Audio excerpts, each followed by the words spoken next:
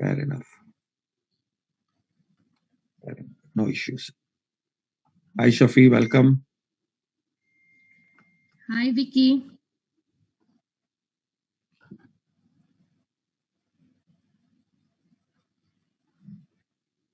Yes, we can hear you clearly. Thank you.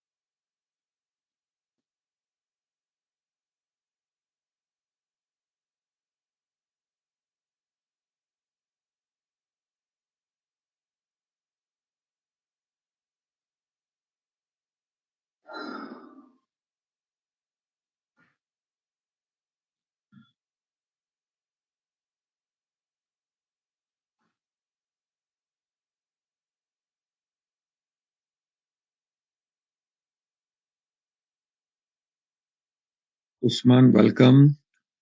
Welcome, Vicky. Hey, Sabina, how are you? Nice to see you again.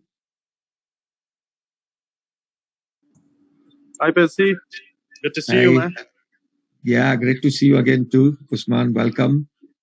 Thank you. Thank you so much. Percy, I do have one request here. Tell me. Me and Sabina, we are on one place. Correct. So is it okay that on one device we can see your instruction? I don't mind that. The only difference problem will happen when they count your attendance. No, I'll keep continue logging this mobile device. Yes, then it's okay. That both of you can sit together. That's okay. As long as I can see both of you together, I have no issues. That's great then. Yes, I have to just see both of you together, because if anybody from KHDA comes, from the Knowledge Development Authority, they have to see the number of people that we have given them as an attendance to be there. Okay. And I'll keep open my device, and then I'll just sit with her. Absolutely fair. Both of you can sit together. I have no issues as long as you understand and you respond to me. That's great. Because now you know my style. I ask a lot of questions. Yes, Percy. You know you well.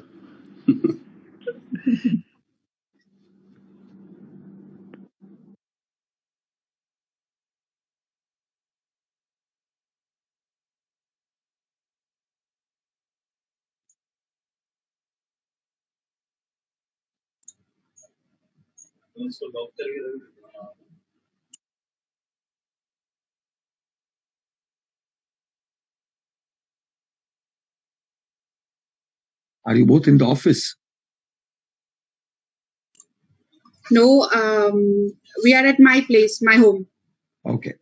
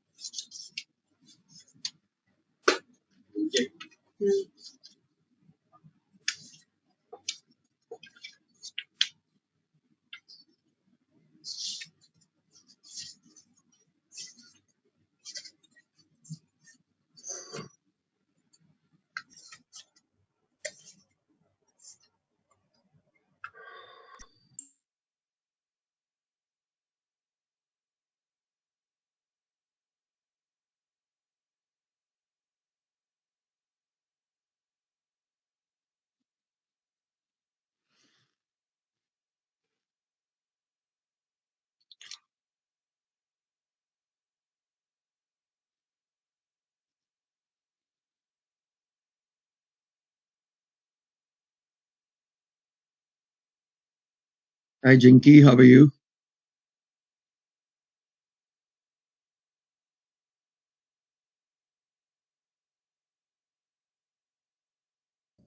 Hello.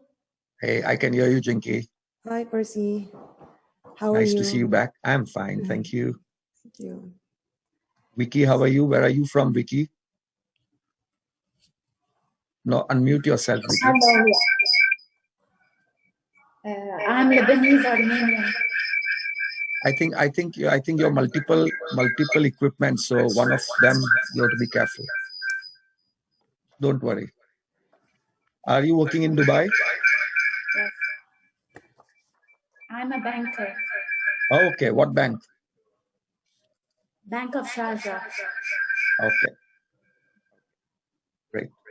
And where are you from? Azerbaijan.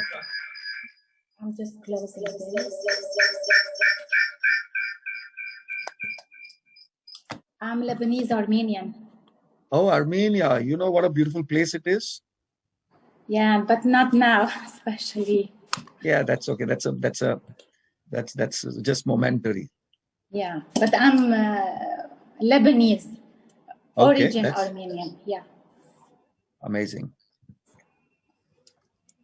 Armenia is the birthplace of Christianity, if you know that. Yes. One of the most scenic places I've ever been to. Correct. So beautiful. And I miss the Armenian bread, you know. Oh, okay. You've been there? I've been a couple of times. Wow, okay. Yeah. I train people in Azerbaijan, so I travel sometimes to Armenia for 2 days to rest before I come back. Oh, okay, lovely. Yeah. Hello, Shalini, welcome.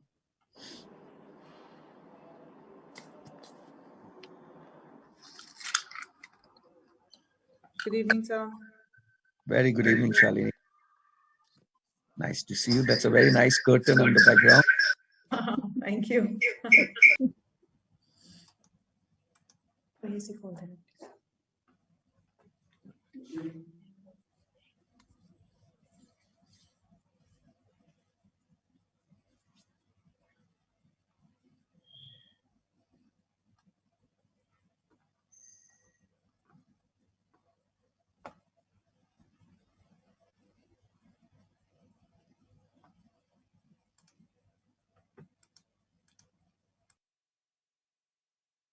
How many more to go, Mary? We're still waiting for 2 people, sir. That No is issues. Sar and Riza. No issues. I have one more lady online. No, that's...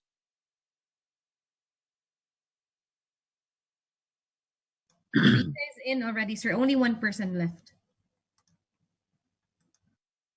That is Rita. It's Riza Vizcara. Okay, welcome.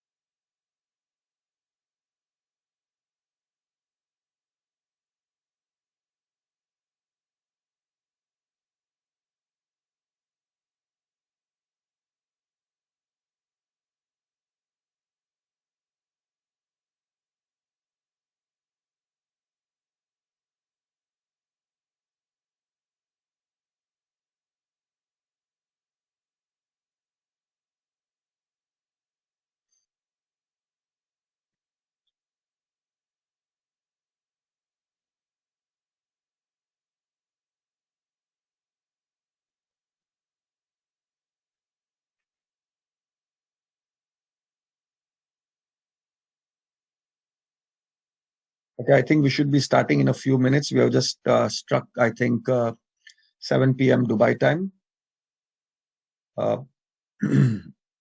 One person is about to join us. In the meanwhile,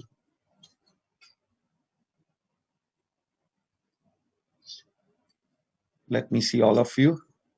Mohammed Shafi and Mohammed Shafi, I request you to switch on your video.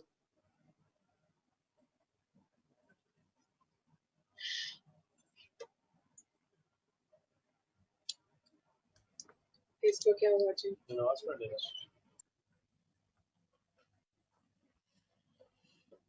Mary, you want to go with the introduction or? I think everyone. Yeah, I think we can start now, sir. Yeah, because only one person is missing, and since it's 6 turns, I need to cover the. Yeah. Okay, a very good evening to everyone. Before I begin, I just want to make sure all of you are from Dubai, or is anyone from any other country? All of you working in Dubai, I'm asking you because I need to time your prayer breaks accordingly. That's why. Yes, Dubai. Okay, Shafi, Sagar, welcome, Sagar. Hi, good evening. Thank you. How are you doing? Welcome. So I presume everybody is from Dubai. Okay, thank you very much, Mary, and go ahead, please. No, for the introduction, sir, I think they already know because they're done with CHRP. Excellent. Yeah. Excellent. So I think we are ready and set to begin. Welcome, everybody. A very good evening to you from Dubai. Your session, the next 5 class along with this, which is the 6th one, will be taken by me.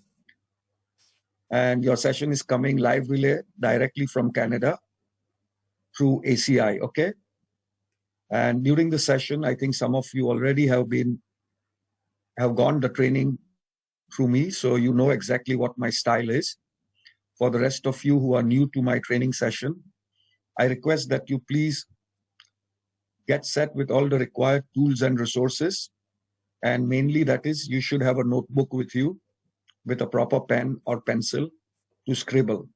If you don't have it, please get up and get it right away, because I am going to make you write a lot. Okay? I believe that when I speak with you, it may sound very easy. And when you go back and refer the notes, you may find yourself a little bit at lost.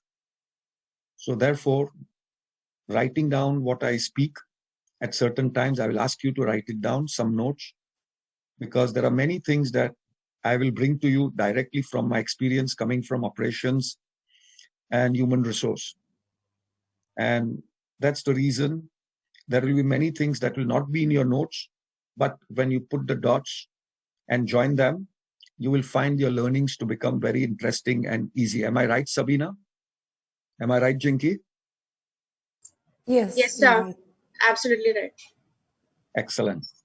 I also presume that most of you must have completed your CHRP, which is level 1, very recently, so that the understanding of this subject will become more easier. Ahmad Juma, good evening. So let's begin. So firstly, let me congratulate all of you, because you are now certified human resource professionals and you're going on a journey to become a strategic human resource manager.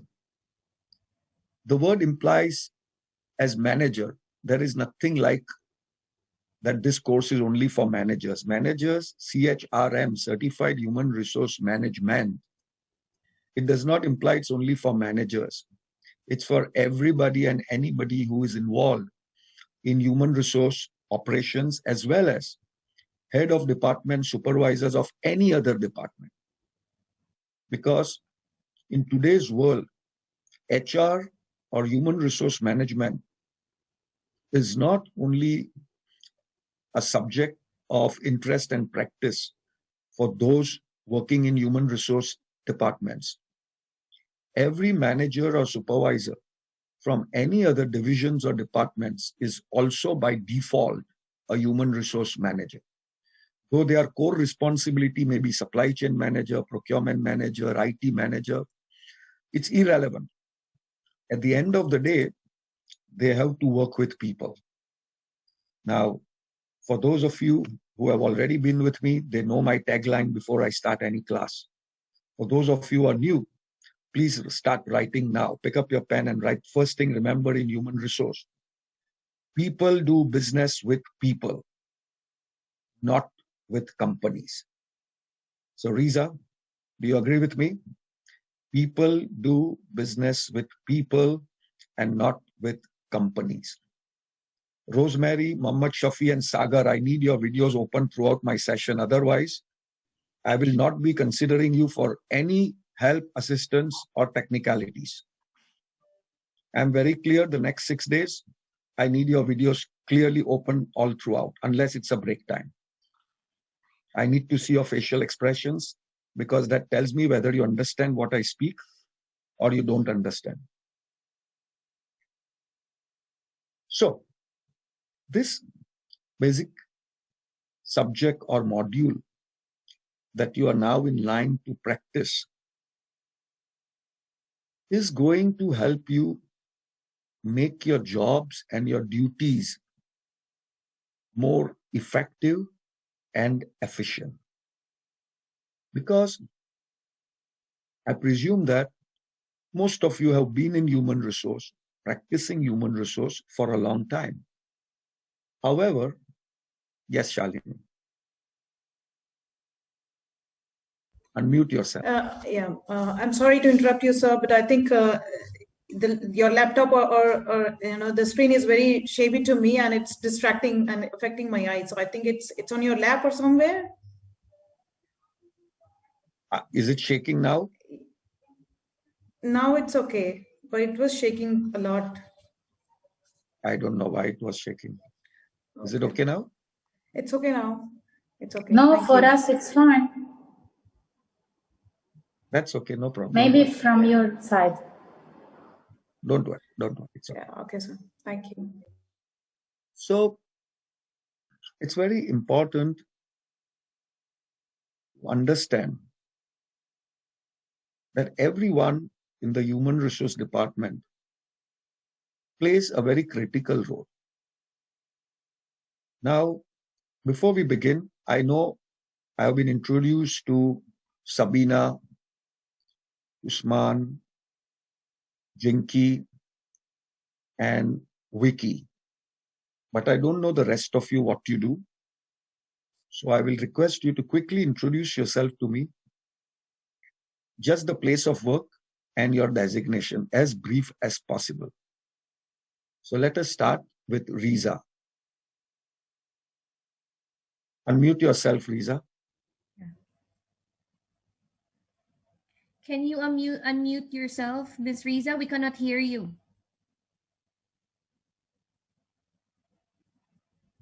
Okay.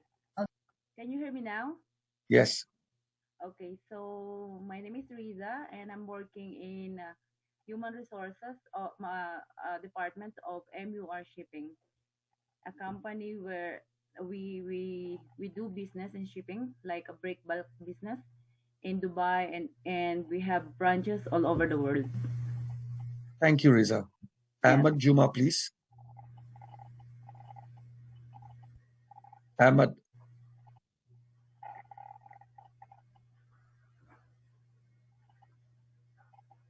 Ahmad, can you introduce yourself? Okay, I'm going to go ahead. Mohammed Shafi, please.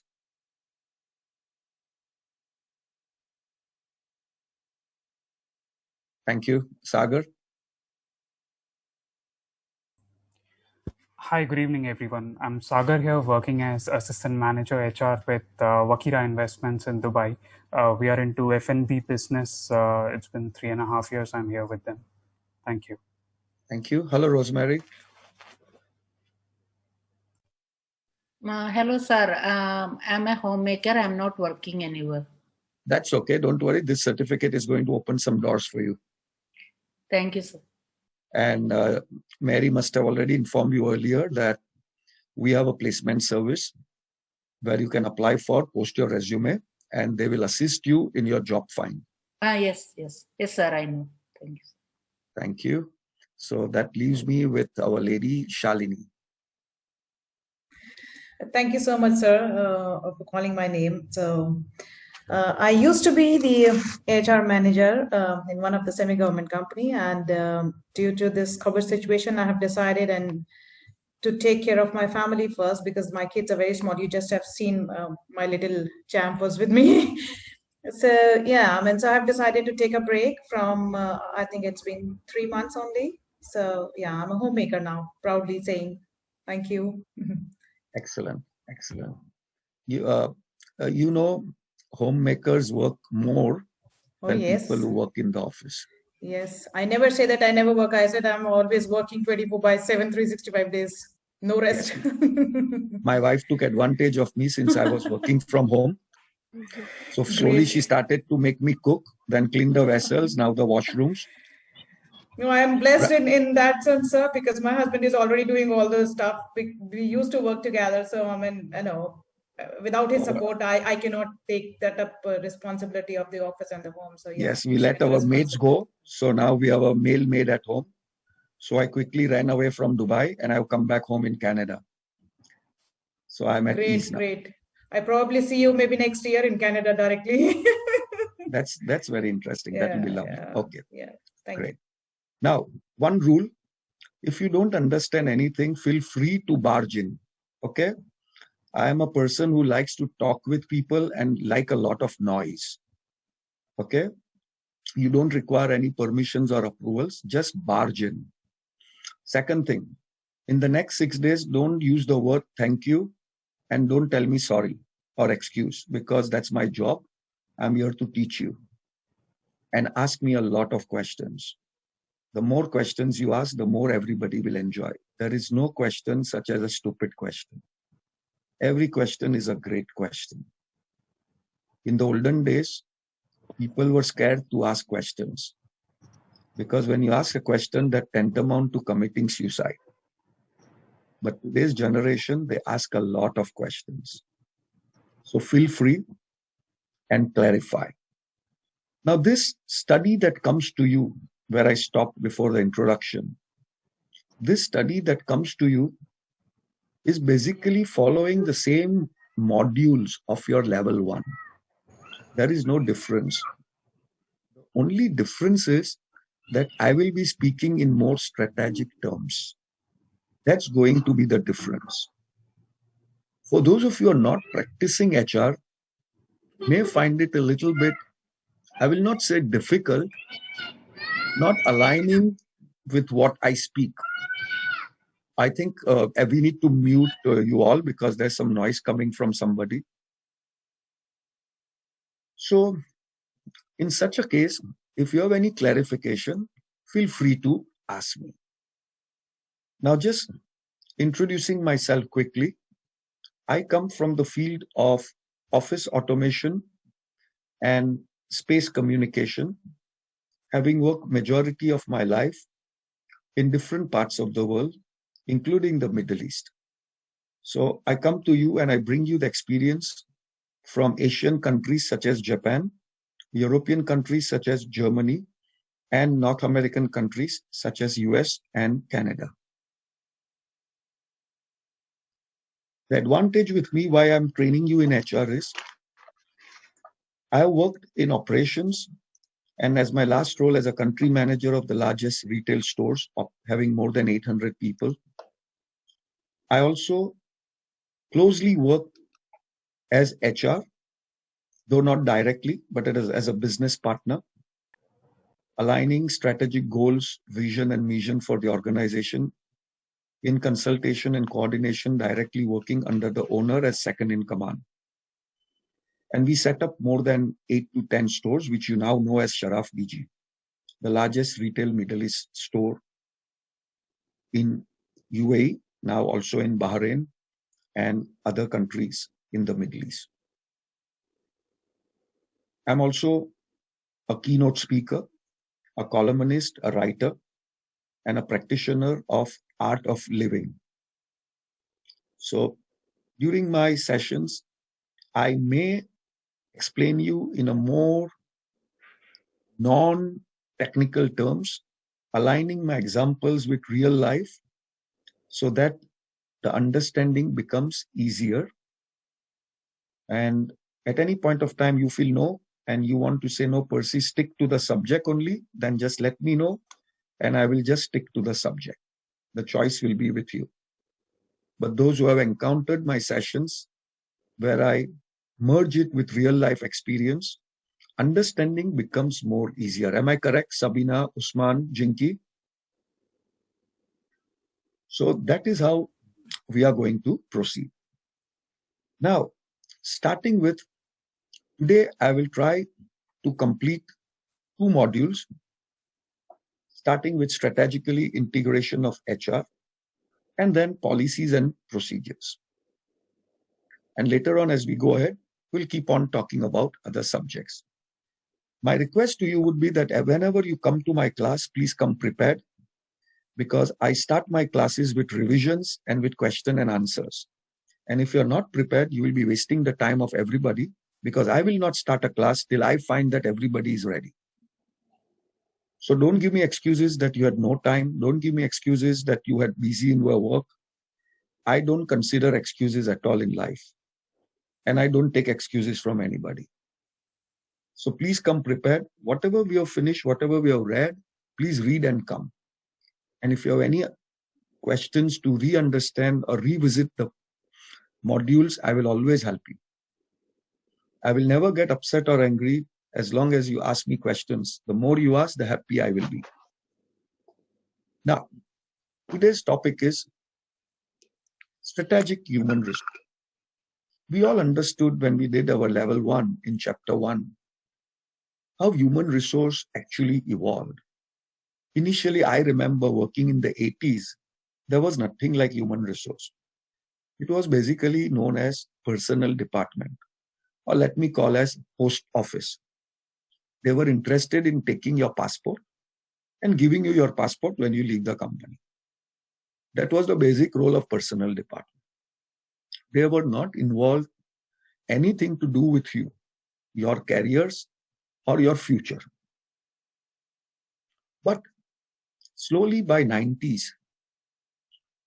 they started to understand that people are the most valued assets of any organization, because they individually and collectively contribute to achieving the objectives of the company.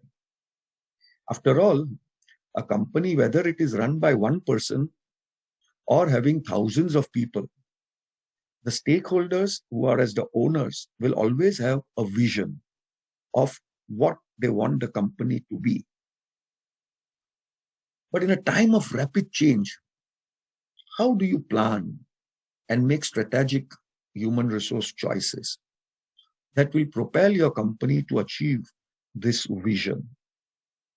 And once again, in your level 1 in chapter 1, you must have gone across and understood that vision is a very strategic statement, but it can only be achieved if you have a very clear mission. And mission is what? How to achieve the vision. Now, I have explained this in a lot of detail to the people who go through my class in level 1. And I'm sure you must have gone through with any other faculty as well. But at any point, if you think, no, you require further explanation, let me know.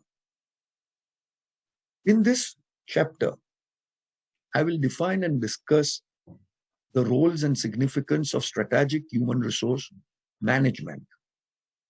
In addition, including a business owner, or whether you are an HR expert, whether you are a specialist in your organization, I will share the perspectives on the value of strategic human resource management, its functions in change management. Because today, I've gone ahead of HR and I use the word business partners. You're no more HR professionals.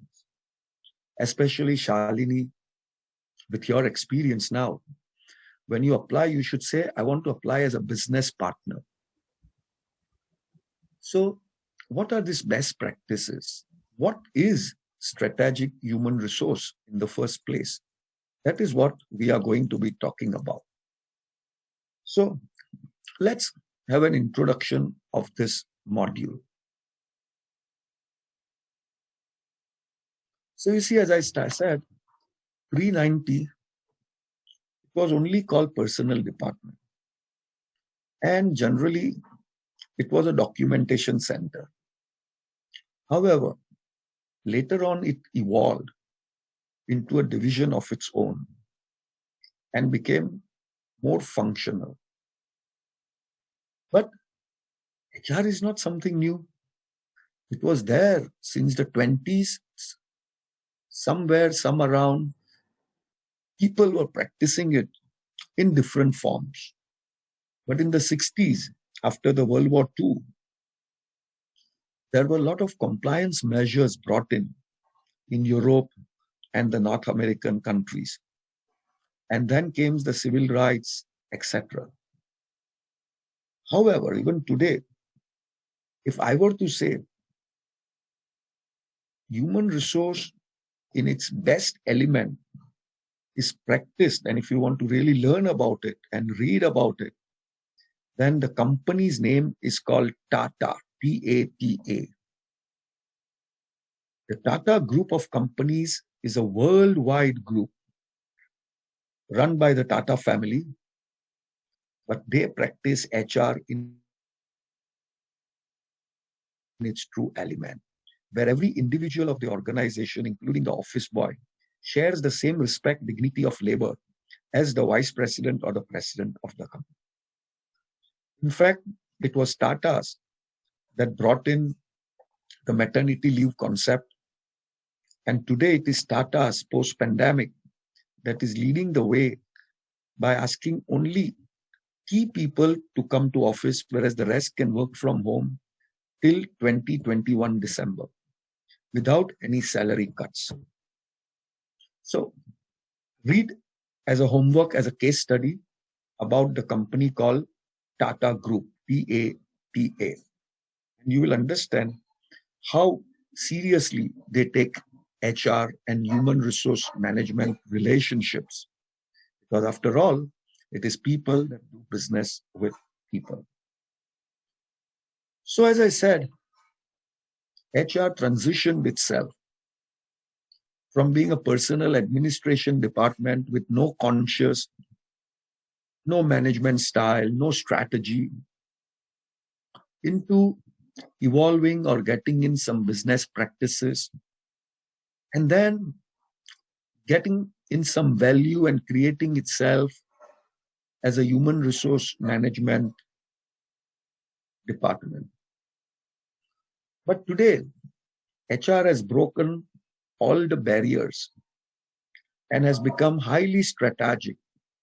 And when I say strategic, the HR directors or the chief human resource officer, they actually sit in the management meeting with the owners when they are formulating plans, expansion strategies, and drive the strategies down to every member of the organization. So today we have become more holistic in the sense that we partner every department of the business in achieving better effectivity. Though we still find in the Middle East and certain Asian countries, even today, they practice the old style of personal department. But with more and more young people like you developing the skills and joining such traditional family-run businesses, I am very confident that you will go on to change and develop personal department into a human resource department. So what is strategic human resource management? Strategic human resource management is an approach to the practice of human resources that addresses business challenges and makes a direct contribution to the long-term goals and objectives of the organization. People who have already completed the sessions with me, refer your triangle diagram. And if you have it with you, Babita, please share it with the rest of the class on the screen. Can you please? Sabina, can you please share the triangle of vision, mission, and goals? Bring it close to the screen. And I want everybody on your page, please copy this diagram. Yes, Sabina, bring it still near the screen. Very good. You see, what you see in this diagram is, it is broken down into three components. On the top, you have a vision. In the middle, you have the mission. And at the bottom, you have the goals and objectives. The vision generally, next to the vision, you can write corporate, which means the stakeholders and the owners. Next to the mission, you can write head of departments. And at the functional level, you can mention, next to the goals and objectives, you can mention functional, which means supervisors and the other team members. So anyone is showing the diagram? Yes, Sabina, can you hold it on for them for some times? I cannot see anything in the screen. I think you have a screen problem, Shalini. No, sir. No, I am also not able to see anything. Yeah. It's It's blurred, not shared actually. on the screen. Okay. It is no rocket science. Please draw a triangle as I speak with you. Okay. Please draw a big triangle. Take a whole page. Don't draw a small little piddly thing. And look at my chat. Look at my chat on what I'm writing now. So once you have a triangle, divide it into three. Divide it into three, please. So draw two vertical lines in the triangle. On the top, you write vision. You will write vision. In the middle, you will write mission. And below, you will write goals and objectives. Now, outside the triangle on the left-hand side, next to the vision, you will say corporate. Next to the mission, you will say head of departments. And next to goals and objectives, you will say functional, which means supervisors and junior managers and the staff. On the right-hand side, outside the triangle, next to vision, you will write what. In the mission, you will write how. And in the goals and objectives, you will write when and where. Keep this as your master diagram, because all what we do will revolve around this. Is it clear now, everybody? Now, if you look at your diagram, you will clearly understand how the organization is set up. So it starts by developing a set of vision.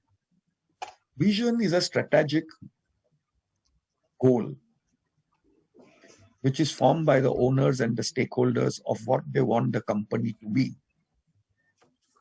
Mission is how they will achieve that. And that is generally in conjunction with the head of departments. The whole company shares the same vision and mission. But the goals and objectives of each department is different. Each department has its own goals and objectives. So the goal and objective of HR will be different from the goal and objective of procurement, will be different to the goal and objective of IT, will be different to the goal and objective of the sales teams. But all these goals and objectives are linked to achieve the common mission. And that is why vision is a long-term thing. It's strategic. Because it may take 3 years, 5 years, 10 years to achieve it. Strategies, which is the vision, does not change. But the goals and objectives can keep on changing every 6 months or 1 year or 2 years, depending on the environmental factors, political factors, technological changes. So the primary principle of strategic human resource management is to improve business performance. And therefore, every department, when they form their goals and objectives, is to improve their business performance. And when each department is working, competing with the other, then the company achieves the strategy faster. So it's a step above traditional human resource and has a wider reach throughout the organization. Strategic human resource, if we look at it, has no set definition as such, and that is why your book does not carry any definition, nor any specific model that practitioners can follow. Because after all, each organization will have its own leadership. Leadership, again, is a very wide terminology. And many people confuse managers to be leaders. So second thing that you write in your book is all managers are not leaders. And all leaders are not managers.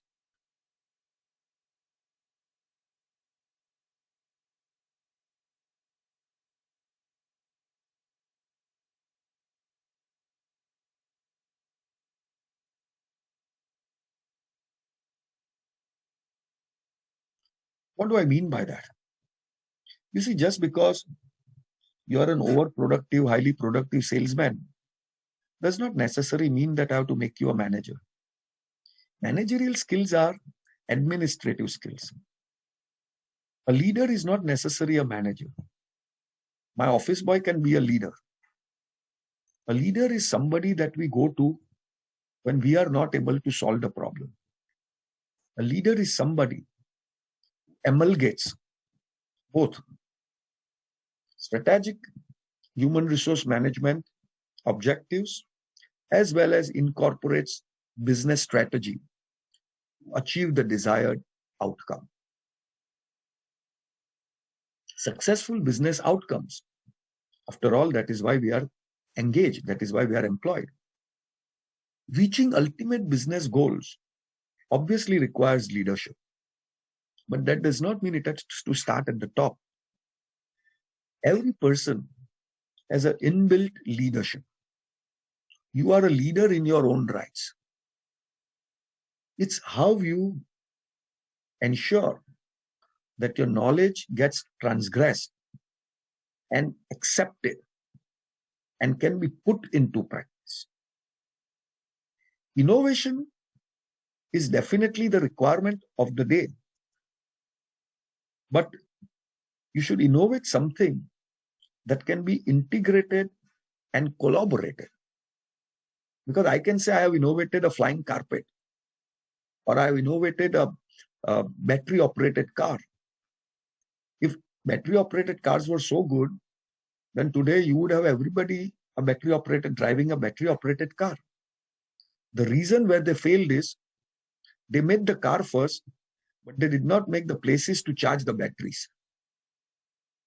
Ideally speaking, they should have made battery stations every 1 kilometer along the highways or along the interior arteries, and then brought in the car. Because what happened? Car came, but people who are not familiar with charging the vehicles, their cars got stranded in the middle of the road where there are no battery operating machines. So one can reach ultimate business goals with good leadership qualities. And to be a leader, you don't require to have a title. So where are the roots of strategic human resource management? That is very important. How did we get to strategic management? Where did this word strategic come from? So to understand strategic management, it is very important that we need to do a SWOT analysis. Now in my CHRP class, all my students have gone on and did a study or a case study and an analysis on their own SMART objectives. You see, there are two age-old adages. And I hope Sabina, Usman, you already started the work. First thing is, you need to do a SMART analysis of yourself. Where do you want to be? And I hope everybody understands what is SMART analysis. Shafi, Sagar, just don't listen to me. I hope you're understanding. And please, when I ask you a question, just respond to me, yes or no. Yes. Thank you. And now, in the second level, I want you to do a SWOT analysis. What is SWOT analysis? SWOT determines that you first find out what are your strengths and weakness. Both of these are internal. That means they belong to you. You have to analyze yourself. What is your strength? What is your weakness? And then based on this, you have to do what are the areas of opportunities and where are the areas that you will have some threats. This will depend on the external factors. Now, your strengths can become your weakness, remember that. So when I say I have a company which has got thousands of people, it is also a weakness because majority of my earnings goes into paying salaries of the people. You understand, everybody? Yes. Majority of the business is going in. So that is a weakness also of the business, isn't it? Yeah. Similarly, your opportunities can become threats. Your threats can become an opportunity. When I used to start new businesses for organizations, which is why I used to be employed as a consultant, threats were, oh, where do we find our location? And I would always say, locate yourself next to your competition. And people would laugh at me and say, are you crazy? Why should I locate myself next to my business will go to them? I would say, no, now think it the other way. Their business will come to you. It's, you see, life is all about positive thinking. It's how we look at life. Now, in this world of COVID and pandemic, many people will lose their jobs. There is nothing to fear about it and nothing to be ashamed about it. And in my webinars or seminars that I do, I did a webinar for the Amity University across the globe, where I told those youngsters that you will have difficulty in finding a job, but at the same time, you have an advantage because many experienced people have been thrown out, and at half their salary, they will take in new blood, which means you. And to the people that have been thrown out, you have not been thrown out because you are incompatible or you are not a performer. You have been thrown out because the company at this point cannot afford you. So what will you do? I want you to stand on the balcony and shout and tell everybody I lost my job because of COVID. See, sitting silently at home and being afraid, that is because of your culture. Your culture in Middle East and Asia is you are more worried about your aunties and uncles and your neighbor and what they will think about you. That is your problem. Don't think about anybody because they don't think anything about you. Think of yourself first. As a trainer for IATA, I train cabin crew. I train the ground handling crew. And the first thing I say is take care of yourself before you take care of passengers.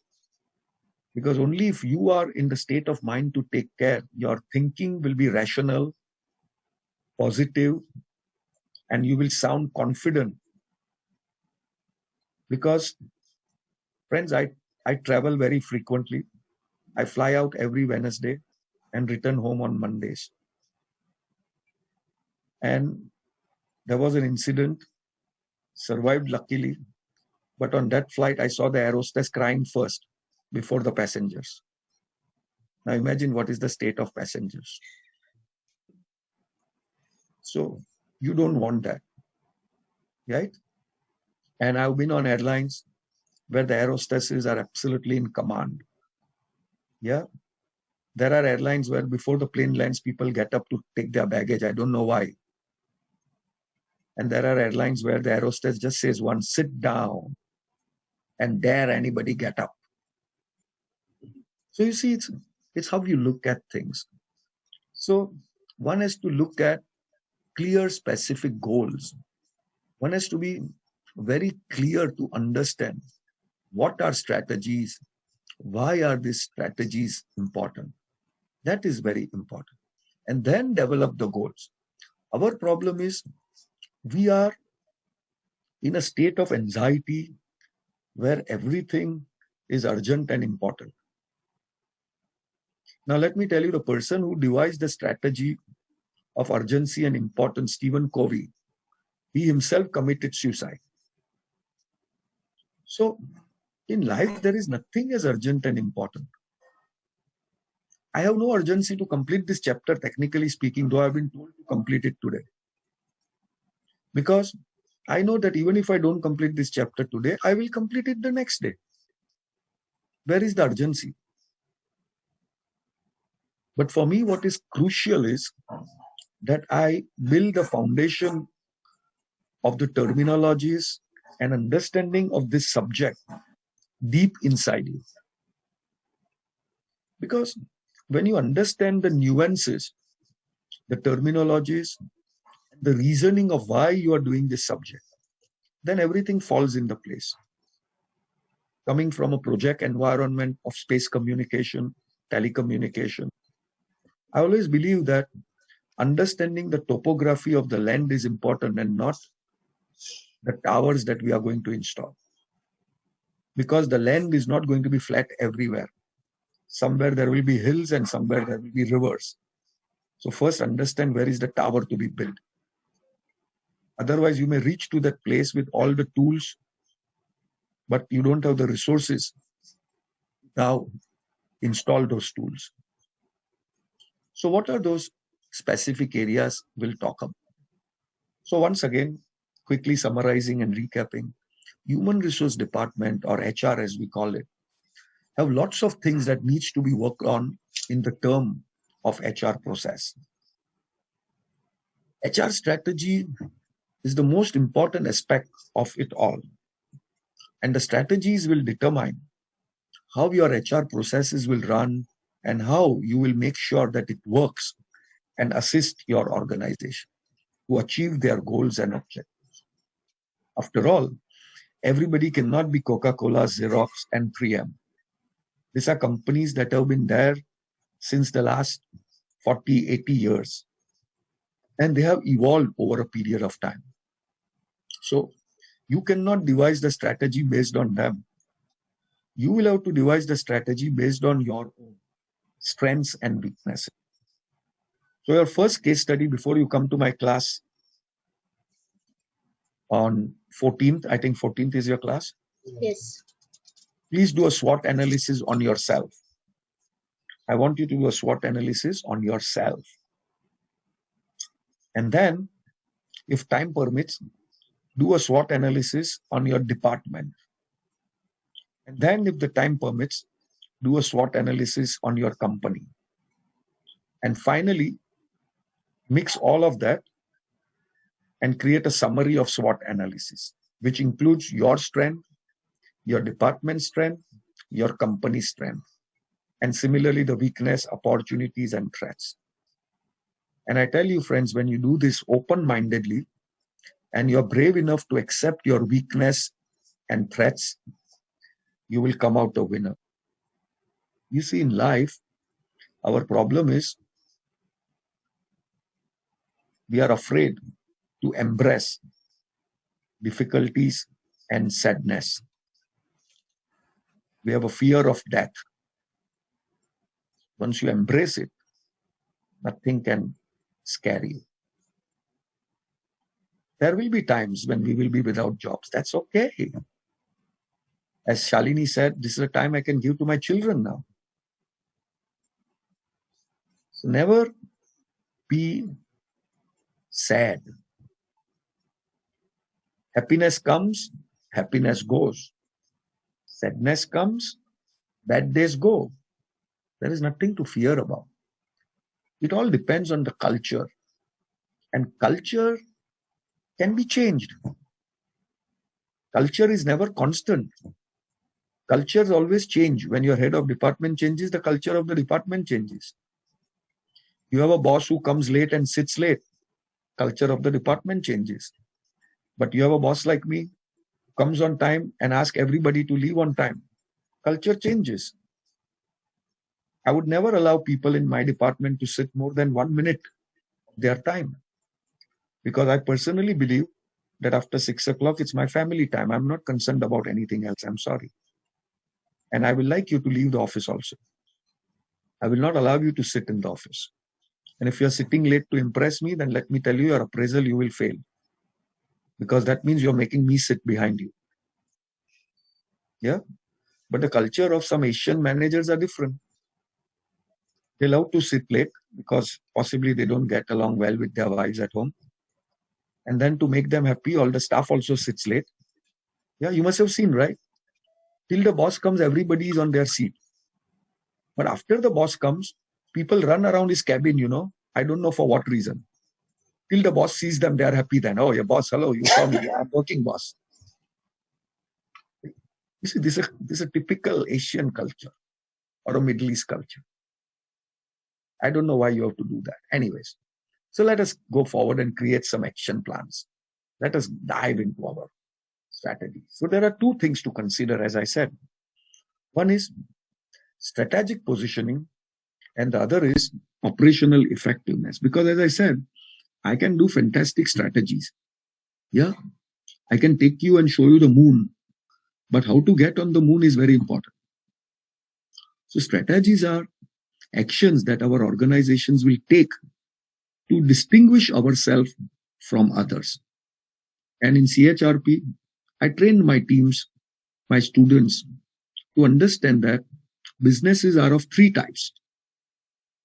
Either, and please write it down, so again make a big triangle and divide it into three portions. So you'll have two vertical lines inside. At the bottom base, you will write down.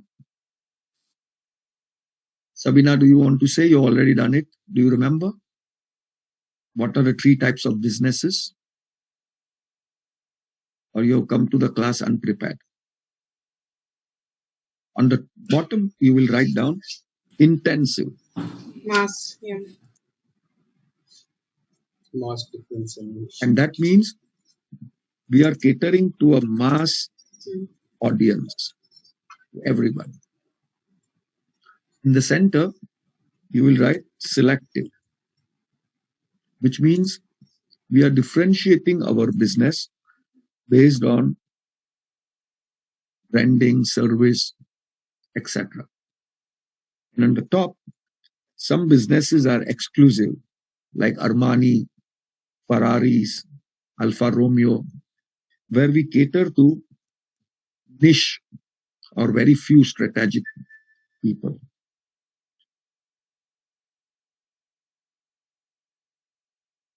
I've written it on the chat, whoever wants to see. So is your organization performing these activities? That is very crucial. You have to ask yourself, are we performing these activities? What objectives we have? Are we doing it? That is very important. Any questions, any doubts? Now, dive into inertia. What do we mean by the word inertia? Inertia is the movement, the pace at which we grow. And that is why I said strategies are finite. They are static. The goals and objectives are infinite. They change. And some companies are so wedded to their past traditional approach that they are not able to change. And that can have a disastrous effect. And that is why we make goals and objectives. So each department strives to meet their goals and objectives so that competitiveness within the organization grows. So vision, as I said, is a strategic map, and it depicts of what you would like your organization to be. And therefore, we have one-line vision statements. We want to be the best, or we want to do this, or we want to do that. Then characteristics of driving your vision are based on imaginability, because tomorrow when Usman starts his own company, he has a He has a vision, what he wants his company to be. Who knows? Who knows that Rosemary or Shalini may want to start some business? So they will have a vision. I want to make the best cakes in Dubai. Yeah, I want to have my own pastry shop. Yeah. So it is something that you have desirable and that can take you for a long term to achieve that. And that will have a reasonable goal. And that is why we did the SMART analysis, because once Rosemary says, I want to open a pastry shop, then there has to be a goal by what time she wants to open it and by what time she wants to be the best. Who is the audience she wants to cater? Does she only want to make the 1 dirham muffins, or she wants to make exclusive cakes which are very hard for everybody to buy? But when she gets orders, she makes the whole income for the month. Is she going to only cater to the niche audience? So focus. Where is your focus? Who are you targeting? And you should be flexible. All strategies should be flexible. Companies fail because their strategies are not flexible. You're very rigid. And that is why your next chapter, policy and procedure, the golden rule will be policies should be flexible, because you don't know what happens tomorrow. And if you're not ready for a change, then you can be in trouble. So a vision basically tells us what the organization wants to achieve. And you can only do that through communication. And therefore, communication is not the prerogative of the people at the top. I'm a strong advisor that whatever I speak with my head of departments in my management meetings, I make sure that every one of them will go and translate it down to the last man in their department. Role of HR will be to see that any common objective of the organization reaches every person in the company. Otherwise, just sitting with the management teams has no reason. And remember, there is no captain if there is no team. So there is no management if the functional teams don't exist. So do they know? Do they understand? Do they believe? This is very critical for you to ask. And based on the vision now, we will set our mission. See, in life, everything depends on how you buy in. What is buy in? Your belief. You should have a belief in yourself. If you do not believe in yourself, who will believe you? Simple as that. So the vision will spell out now. While vision will be one-line statement, vision can go into 3 or 4 different bullets. And it will be based on where the organization wants to be. It will be based on the nature of your business activities, the reason why you want to be, and who are you serving. Understanding the needs of your customers. And finally, operating in an ethical, principled manner. So, different companies have different missions. Now, if I look at the first one, the mission is to organize the world's information and make universally accessible and useful. This sounds to be somebody from a IT company or a telecom company, correct? It's from Google. Very nice. Second one, let's see if you get it. Dash is to be one of the world's leading producers and providers of entertainment and information. We want to create happiness by providing the finest entertainment to people of all ages everywhere. So, sorry? It's Disney. Disney? Disney. Maybe, yeah. Walt Disney. Correct. That's last one. Let's see. Saving people money. This is something from retail, I think. Walmart. They can live better to become the worldwide leader in retailing Our first responsibility is to provide all consumers with the best products and services with guaranteed satisfaction under one roof. Amazon. They are The retailing, I think depends. it's maybe the Walmart, I guess. No, Walmart is not. Walmart is not worried about your satisfaction. Walmart is low price every day. Walmart is low price every day. No frills, only thrills. Okay. Then I'm not sure. So, is it Amazon? Well, you find it out. It's a retail company. Okay. So, what are the values? So, every vision and mission is based on values. I still remember my values of my company that I work for. It's called Best Buy, the largest electronic stores in the whole of USA, more than 800 stores. And we have now got more than 20 plus, now must be more actually, stores in Canada. I think it must have gone 45 plus. Our vision is very simple. Have fun at work. Have respect for everybody. Yeah. Learn from challenge and change. Yeah. Show respect and humility. So values will depend on organization to organization. And HR has to drive these values. The problem again in Asia and Middle East, what I see is you people don't drive values. You people are not trustworthy. You're not doing justice to your roles. For example, if I come to you and complain against my manager for harassment, you do not take the complaint. And some of you are even smart. After I go, you call up your managers and say, you know what, Percy came and complained against you. It is very sad what I see. But that does not mean all the companies in the Middle East and Asia are like that. Some of the companies have got very strong human resource teams, and they will make sure that they will hear the employee out. They will also hear the manager out and then make a decision. And that is why such companies have evolved to go on from becoming from good to great.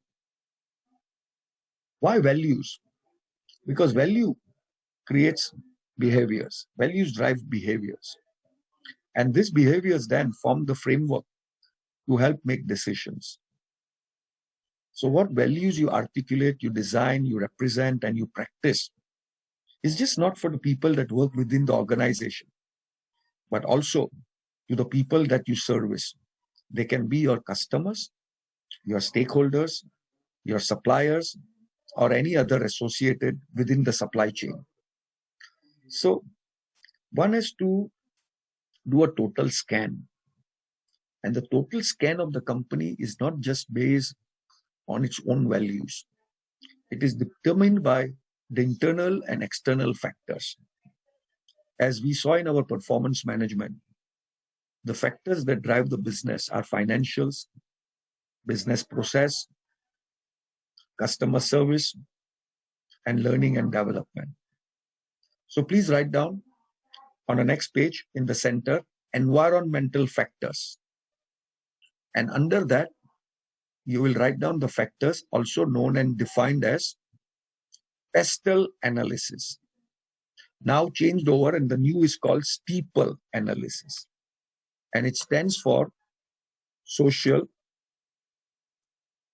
technological,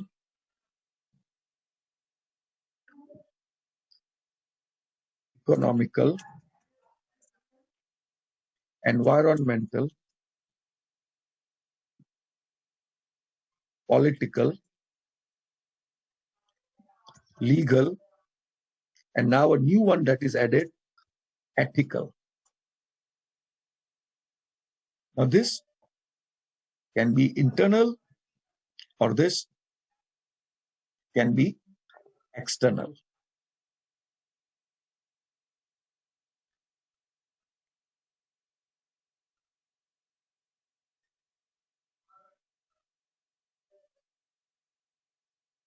Any questions, any doubts, please?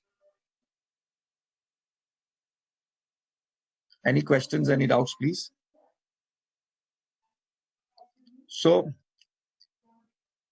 you have to look at all of these factors. So you mean to say the pestle approach is being changed with this terminology? Yes. Steeple? Steeple.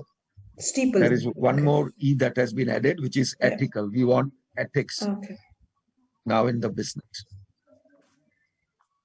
So write it down. The aim of strategic human resource management. Please write it down. The aim of strategic human resource management is number one,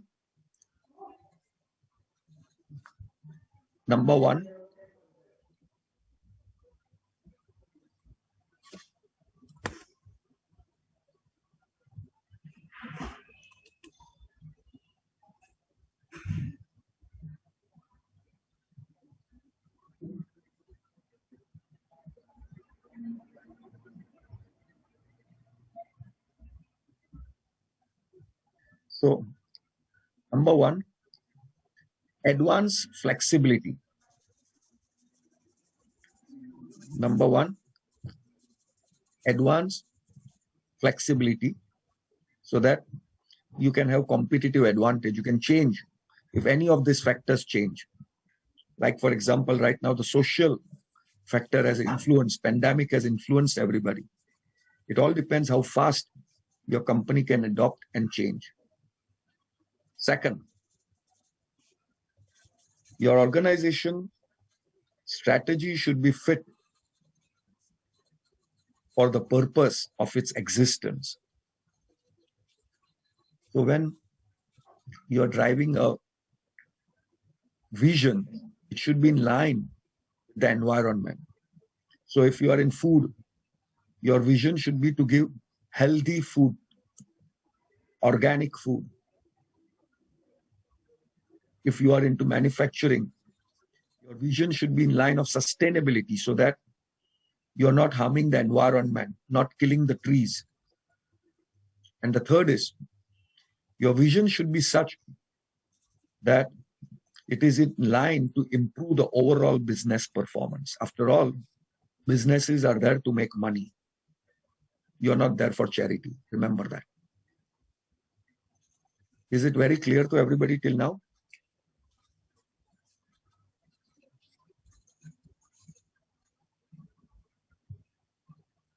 So, friends, I'm going to stop over here. And in your notes, definition of political, legal, social, economical, everything is written. What I want you to do is, I think the time in Dubai now must be, what can anybody tell me? What is the time in Dubai? It must be around 8 o'clock. 7 7 p.m. So I'm going to give you only 10 minutes. Do not get up from your seat. I again repeat, this is not a break time. I will give you enough break times. Take 10 minutes and just browse through what we have done up to this slide. And I don't want you to scan. I want you to properly read, okay, and digest it. So 10 minutes reading time. Okay, it is 7:05 in Dubai. I will start the class at 7:18 exactly. Okay, thank you.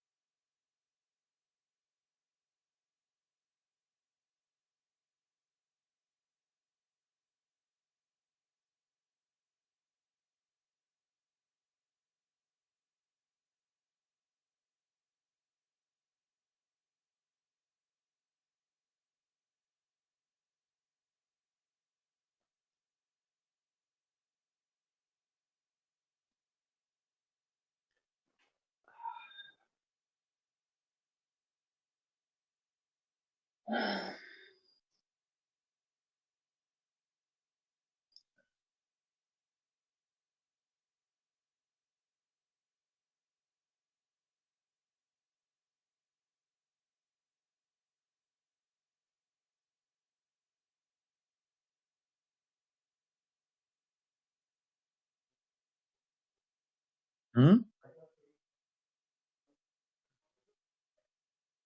Okay.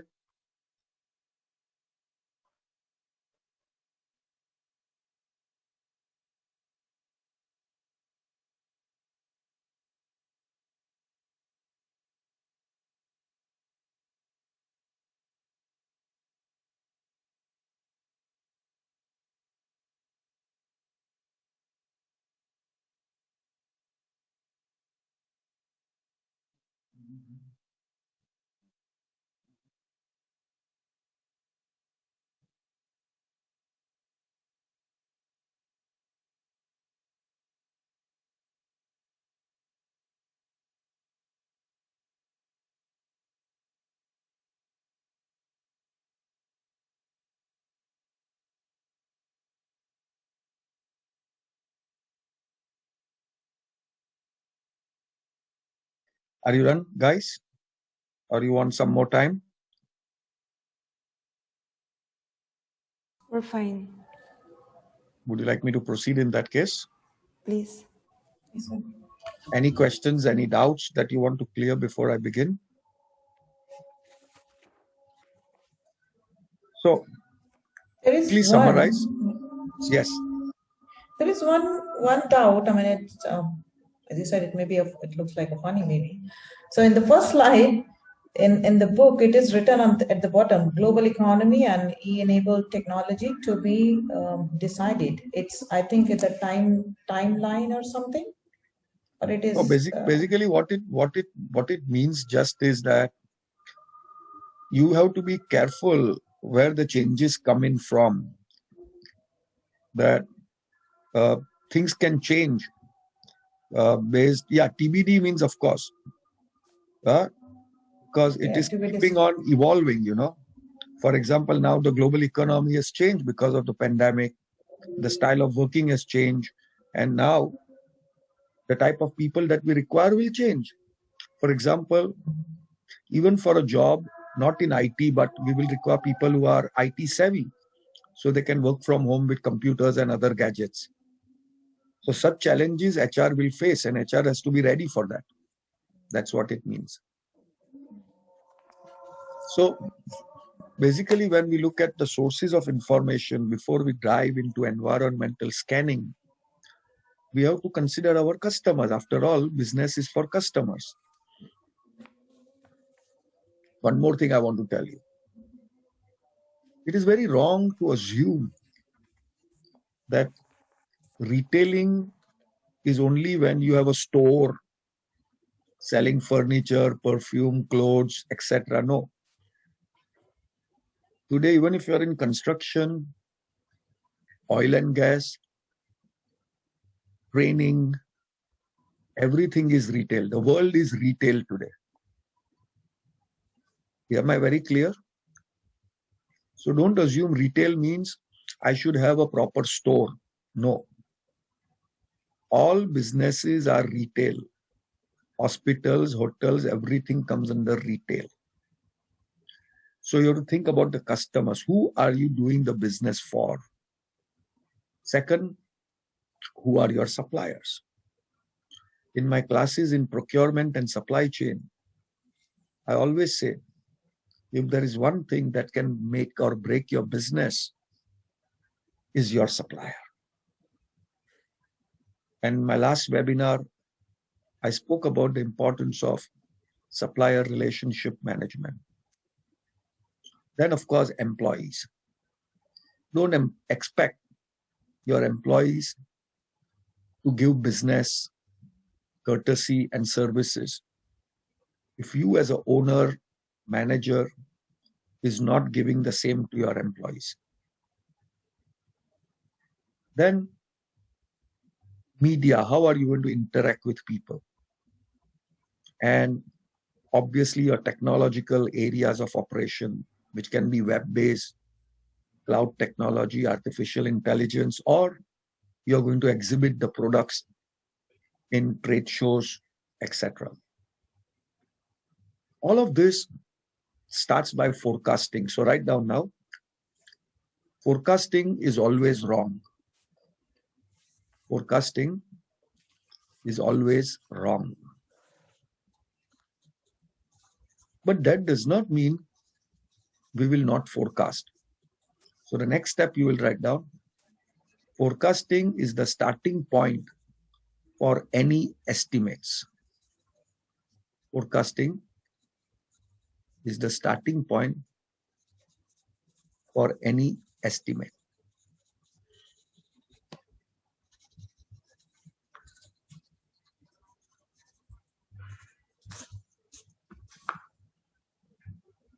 Am I very clear?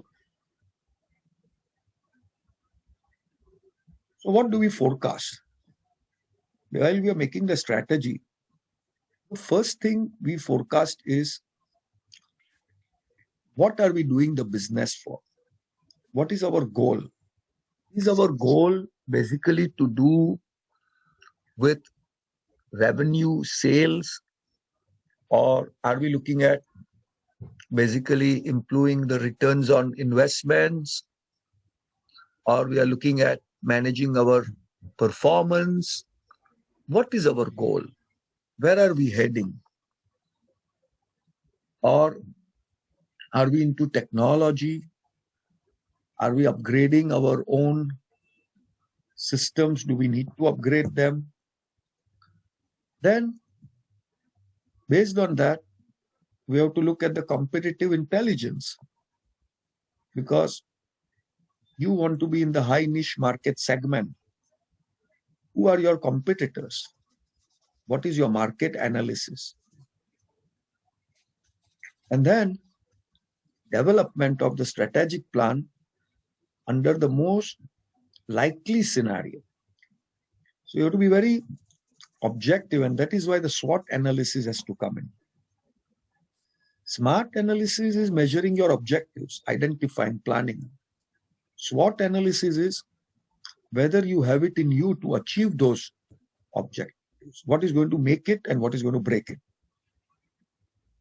So you will develop plan B, which is also known as contingency plan. If this does not work, what else will work? So here, a common approach that we undertake is the Michael Porter's analysis, the Porter's 5 forces that influences your steeple analysis or environmental scanning. Generally, we use Porter's analysis in supply chain, but manpower also is supply chain. So I'm going to be explaining you what Porter actually talks about.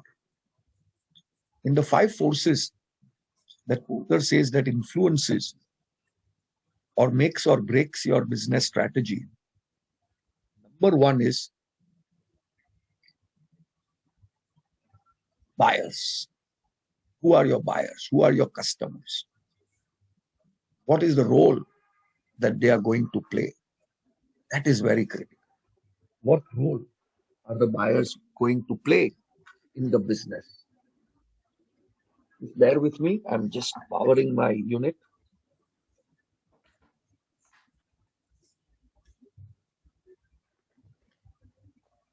Second, for example, if you are attending to mass customers, yeah. So do you have everything for every customer? What are the barriers? What can stop you? And who are your suppliers? Which area of, because let's say if you are a automobile supplier, your brand is Ferraris and Alfa Romeos, then you cannot deal with those suppliers who cater to Toyotas and Hondas. You understand? Third, the role of new entrants. When new competition walks in, remember, they are fearless. they want to gain market foothold. So they will give services at half your price. Or they may come out with better innovative products. They have better intelligence levels. Or substitutes. Today the world works on OEM. So obviously the price of substitutes is lower than the price of originals. And finally, your own competition. Now that competition can be from within, where you don't have the right people, or can be from outside. Your competitors have more better training, development, research facilities than what you have.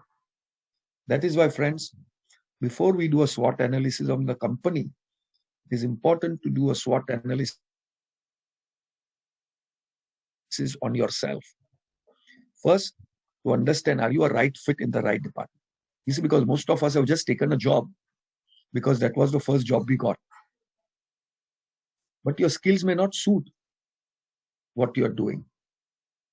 Your skills may be different, and your company has not given you enough room to improve or recognize your skills.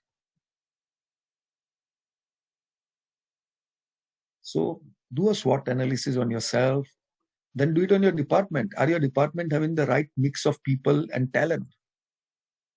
And then do it on the company.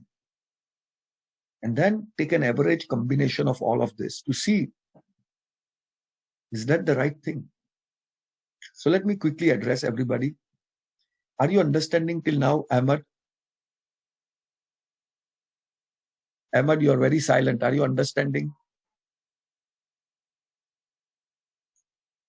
Babita? Babita? Are you understanding? Yes, sir. Yes, sir. Shafi, you are also very silent. I'm a little worried about you. Unmute yourself and speak. Sagar? Sagar? All good for now, sir. Just concentrating on what's going on now. Okay. I'll just tell you something, guys.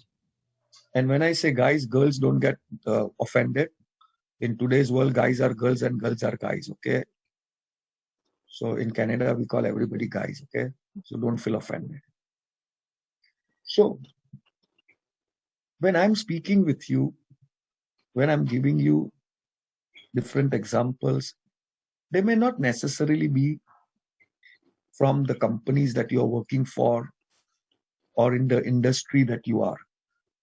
Because this is a certification course. And when I give examples, I am looking at a more broader picture. So today you may be in a bank. Tomorrow you may be in a retail organization selling clothes. Next day you may be sitting in some space station. It will apply everywhere. Yes, Ahmed. I can't hear you, Ahmed. Ahmed, I can't hear you. Can anybody hear Ahmed? No, Ahmed, No, we are sir. not able to. You can write it down, Ahmed. You can write it on the chat. I will. So you see why SWOT analysis is important. And I've given you in your notes, what are you going to see? Okay, how are you going to do it? So I want everybody to come on 14th with a SWOT analysis of yourself, if possible, of your department. And you can sit with 5-6 people in the department and do it, and of your company. For Shalini and Rosemary, don't give me excuse that I'm not working. Based on your last company experience. No, of course, sir. I I'll not give you the excuse. Don't worry. I love you for that. Now, Pleasure is all mine, sir. Thank you. a pleasure, Shalini. Yeah, Ahmad, don't say sorry. I said in the morning, no? No sorry and no excuse me and no thank you in my class. That is my job. Whatever you want, Ahmad, write it down. I will answer if you have any doubts, okay? Don't worry. Now, for the benefit of everybody, you can ask me any questions at a later date also. I'm not going to give you my phone number because I keep on traveling across the globe and I can't afford to pay international bills. But I am on LinkedIn, and those of you who wish to connect with me on LinkedIn can send your invitation and I will accept you. You will find me by my full name. This is one thing that I check before going to sleep. So don't worry, I will always come back to you with any queries. Okay. So, any questions till now?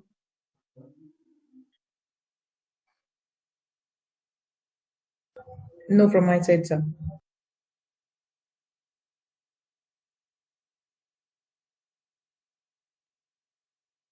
So, the next thing. What is the effect of human resource strategy? Why human resource strategy is so important? Because strategies are made in conjunction with what are our internal and external environments, how they can affect us. After all, the HR department is nothing but a sub-department or a subsystem of the organization.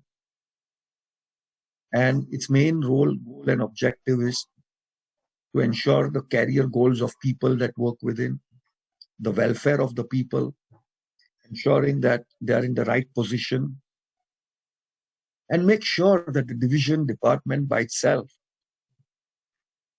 ensures compliance to policies and procedures.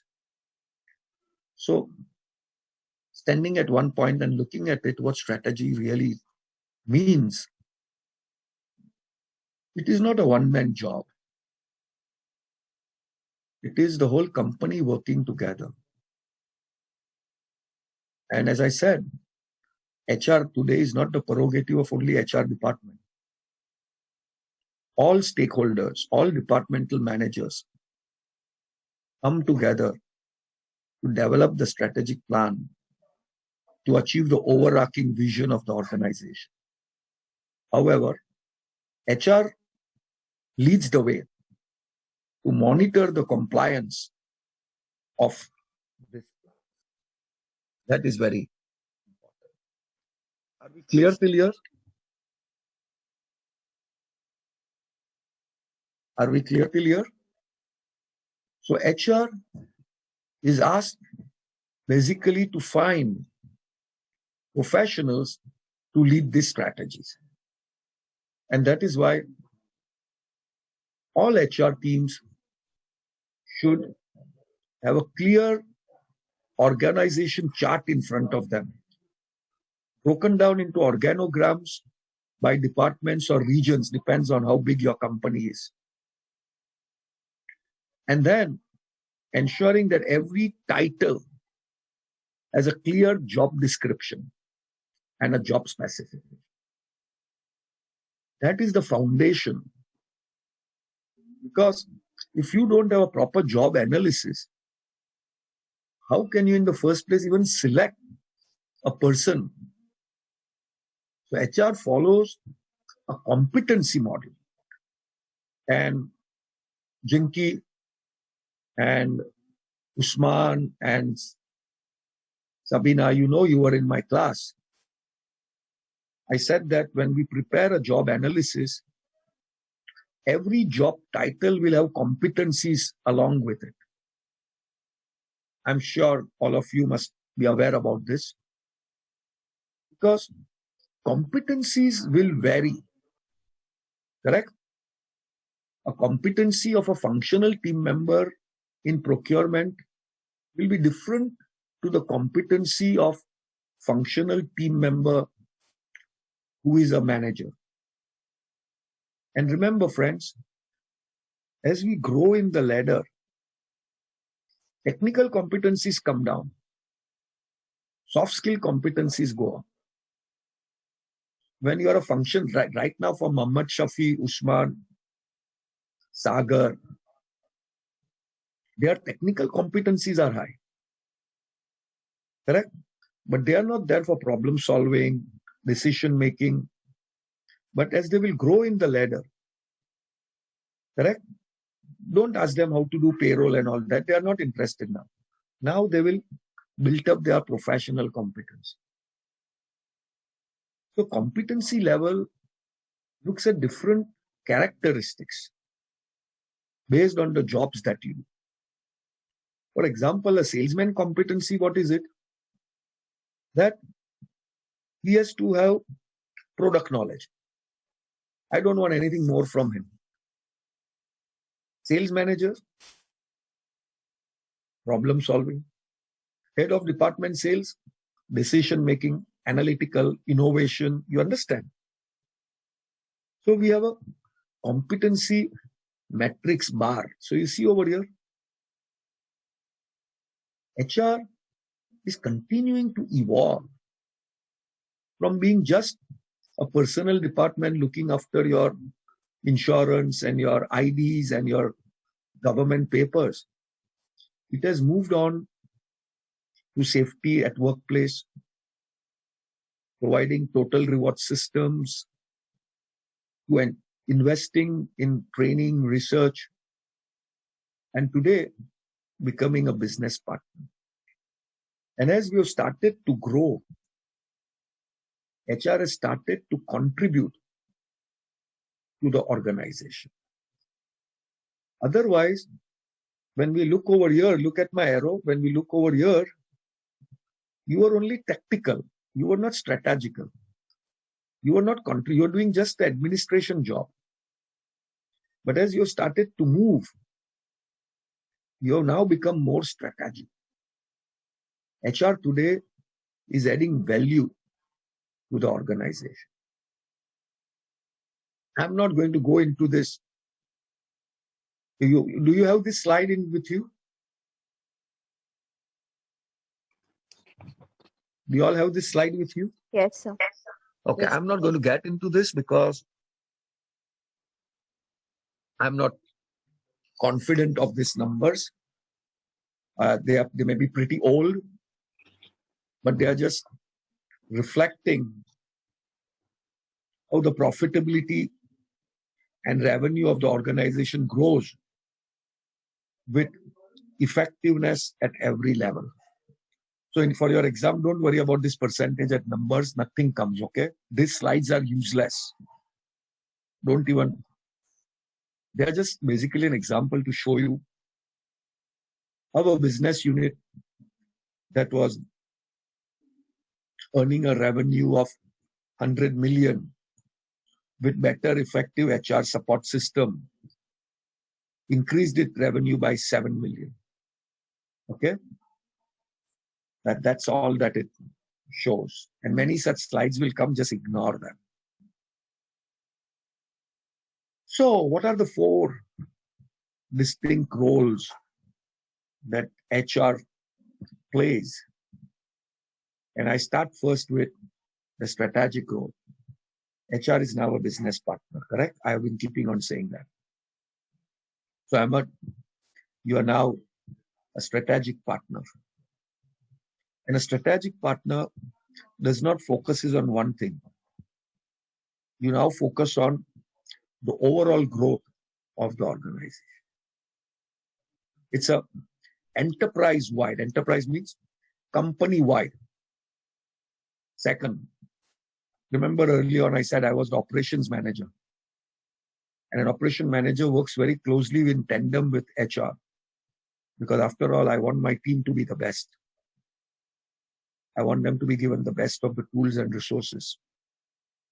And so I work very closely. HR works very closely with operations to ensure that all programs are in place. And I think I'm sorry. Yeah. I was saying that operations is also be govern the policies part as well. Absolutely, because you see, you will have many departmental managers who will break the compliance. Yeah. They don't want policies and procedures as long as they are making money. Yes. So they will say, so what? If my team member is reporting late, he's a performer. No.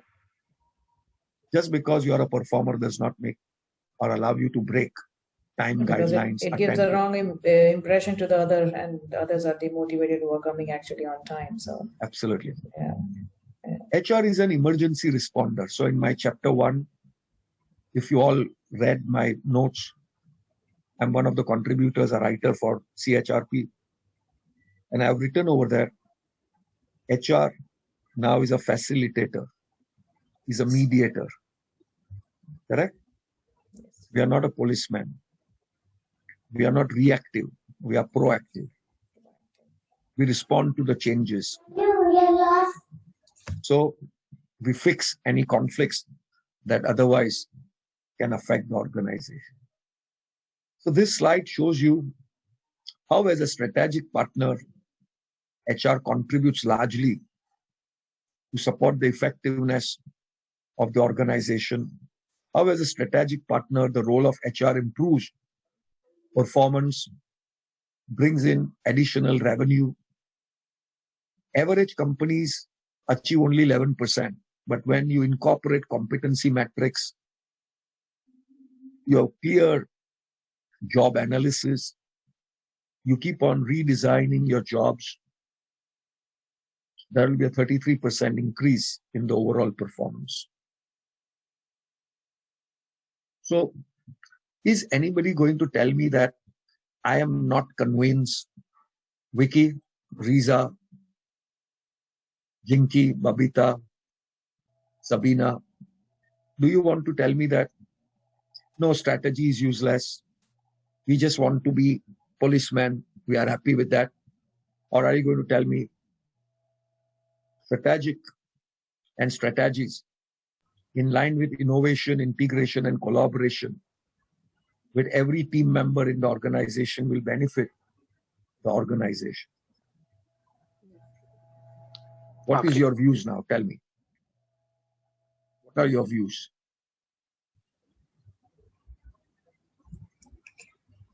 Can I share? Of course, Shalini. Okay, so I remember the strategies actually are very important, especially when it comes to the HR role. I would say it's a lot changes now, and in my very recent, before I resigned, I mean, you talk about the organogram and so on and so forth. So I have also shared with the organogram because it's a time for the new, because I belongs to an equity firm, so you can understand that how equity firms works behind the scenes. So a lot of requirements. So my hands and legs and whole my body is in each department and everywhere across the border, I would say. My predecessor was like a policeman sort of a thing, which no one likes it. And I think people detach with that particular area. I would say they're scared, they're afraid, they don't want to come. So as soon as I step in, I mean, after the departure of the predecessor, when I joined, it took me around 7 to 8 months to win the confidence of whole employee. And it's all because of my work and my extended work to the different functions. So that was the strategy for the management to bring a new person with a fresh mindset, because when you start about the policy, there was a in your opening few sentences, there was a statement related with the policy, and when the policies should be flexible, not be rigid. And that was the exactly question were asked by a CEO to me. What do you think about the policy? I mean, that's what my answer was. The policy is, yes, important, but it needs to be flexible. It cannot be rigid, and you cannot be patrolling to the whole company. And the HR role is completely changed, and it's more strategic, more focusing. Though yes, there is the other roles wherein you need to be administrative and the operational level. You have to, sometimes look into that. But in overall, HR is definitely a strategic thing. Okay, thank you, Shalini. Thank you, Shalini. I will now. Anybody else, please, like to go ahead? Anybody wants to speak? Anybody else wants to speak? No? Stomachs are growling. Body has become very stiff. You want to get up? Vicky, are you enjoying? Or are you into one of the churches in Armenia right now? No, I'm enjoying the class. Thank you. Okay. No, thank you. Okay, I'm enjoying. Okay. Everybody enjoyed the session? Yes, we enjoyed Did I the make it session. easy for you to understand? Yes. I do not want to use technical words and jargon just to show you that I have a good vocabulary of Shashi Tharoor, you know. So, for those of you who don't know, Shashi Tharoor is one of a very young Indian politician. But the English he speaks, even the UK people and the people from English countries cannot understand his vocabulary because he does not use simple words, okay? So anyways, Rosemary, are you comfortable, dear? Yes, sir, very much. Thank you. Okay. So I think if you're so being nice to me, I should be nice to you. It must be 7:40 on your watches now. Yes, sir. Yeah. Let's take a 20-minute break. Flex your arms, have tea, coffee, whatever you want. But one thing, if you finish it earlier, just come and browse the chapter because I'm not an easy person to be satisfied. So when you come back, I'm going to have a question answer session. Thank you very much. And please be on time because I will not wait for anybody. I will just start the class. So the session will now begin at 8 p.m. Is that right? Yes. Yeah.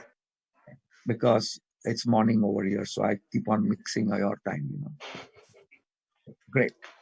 8 p.m. we meet again. Thank you. Yes. Tell me, Rispi. Yep, coming.